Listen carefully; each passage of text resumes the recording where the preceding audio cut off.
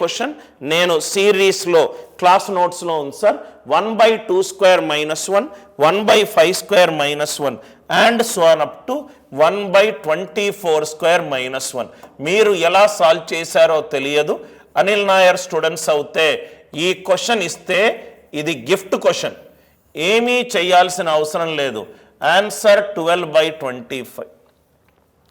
Answer 12/25.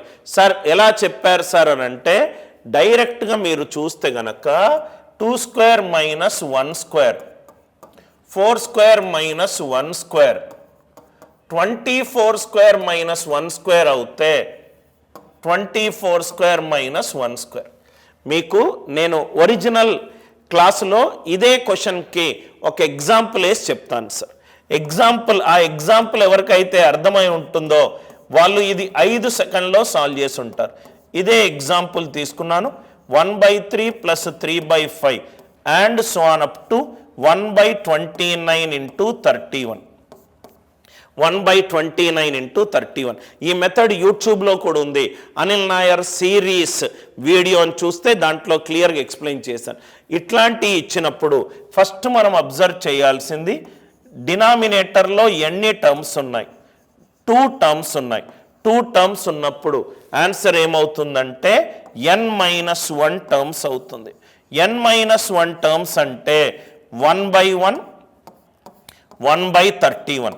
ఇక్కడ first term రాయాలి, ఇక్కడ లాస్ట్ టర్మ్ రాయాలి. 1/, టర్మ్స్ మధ్యలో డిఫరెన్స్ ఎంత? 2.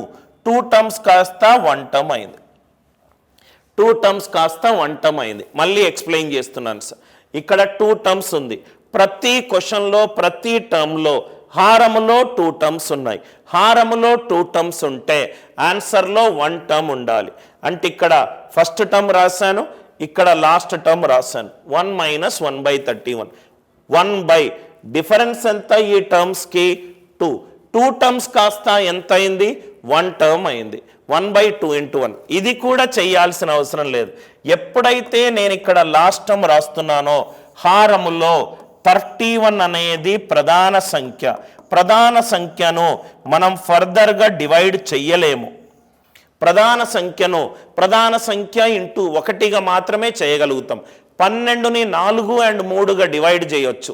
16ని 2 and 8గా డివైడ్ చేయొచ్చు. రైట్? సో డివైడ్ చేయలేం కాబట్టి హారములో తప్పనిసరిగా ప్రధాన సంఖ్య అయిన 31కి సంబంధించి ఉంటుంది. ఇక్కడ 2² - 1², 2 - 1 2 + 1, 4 - 1 4 + 1, 24 - 1 24 + 1. లాస్ట్ టర్మ్ ఏంటి?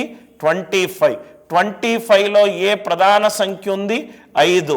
హారములో తప్పనిసరిగా 5కు సంబంధించి నంబర్ ఉండాలి.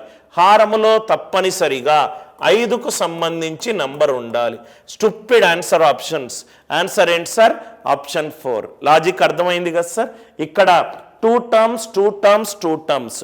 క్వశ్చన్లో కనుక 2 టర్మ్స్ ఉంటే ఆన్సర్లో 1 టర్మ్ ఉంటుంది.